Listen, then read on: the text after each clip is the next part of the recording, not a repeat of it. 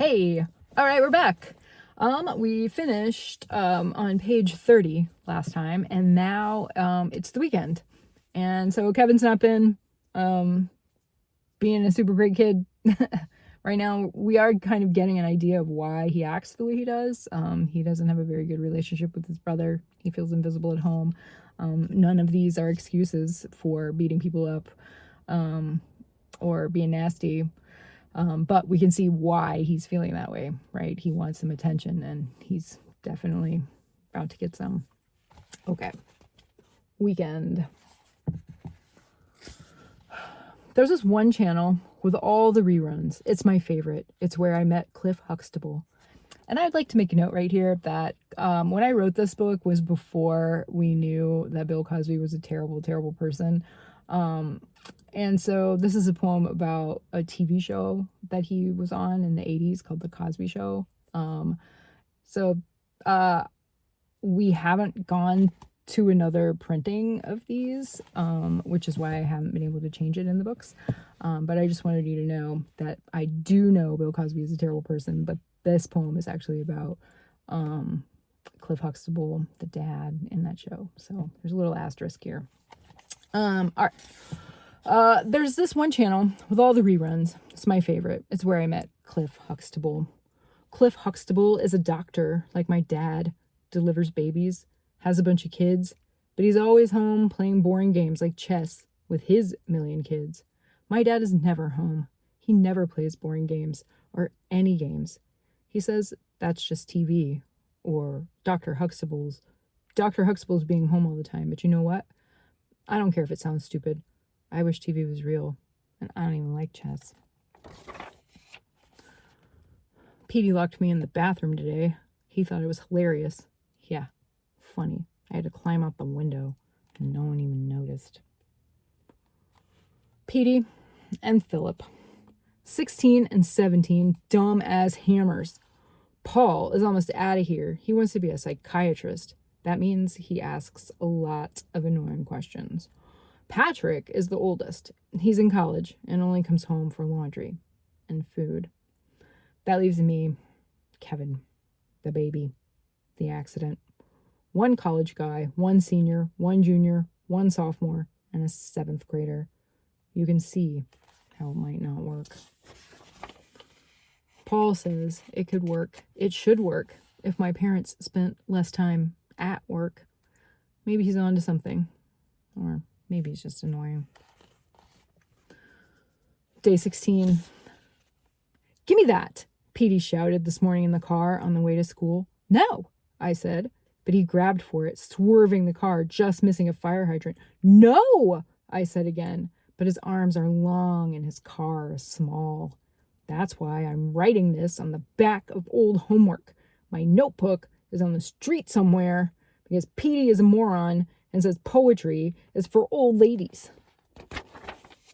By the way, this isn't even poetry. It's just thoughts on paper, rapid fire, with not as many words as usual thoughts, and none of those dumb likes or asses or talking about trees that old ladies like.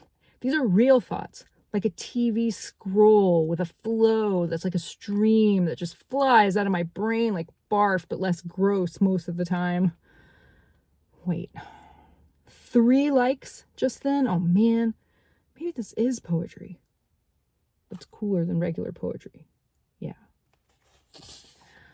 I'll walk home from school today after detention. No ride home in Petey's cruddy car. I'll walk the whole 1.9 miles. Maybe my notebook will still be in the road, or on the sidewalk, or in the grass. Wherever it landed, I didn't see. Petey drives way too fast. Day 17. No luck. The notebook is gone, or turned invisible. I'm going to kill Petey when I get bigger than him, which might take a while because he's like King Kong with zits and worse breath. No one gets past me today. I am a rock. I am huge. My face is stone, like those giant statues from that one island with giant face statues. My island today, the boys' bathroom and the hallway outside the library. No entry for dorks unless they pay a toll to the giant statue. Robin, in the hall, so small compared to everyone. He can sneak between them, unseen, like a bug. But I see him. I see what he's doing. Freckle-faced Kelly's face is in flames. Robin's hands flipping up her skirt. She pushes him away, but she's too late. Now everyone sees. Her white, freckly legs, her white, flowery underpants.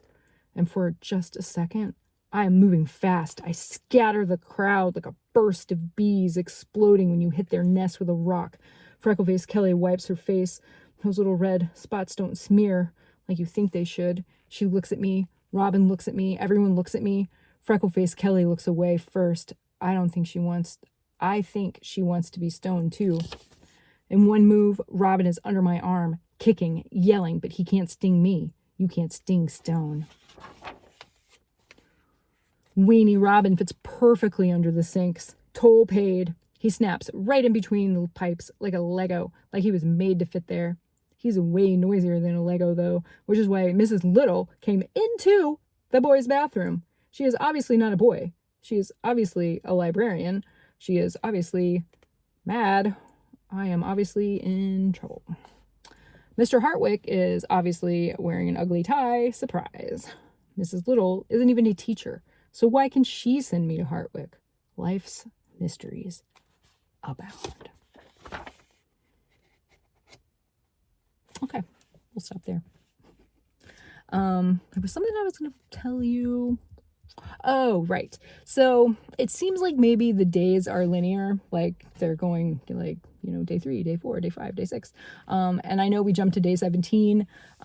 So just keep in mind, like, Kevin isn't always going to get the days all straight, and he's going to make up names for them and stuff. So if you're trying to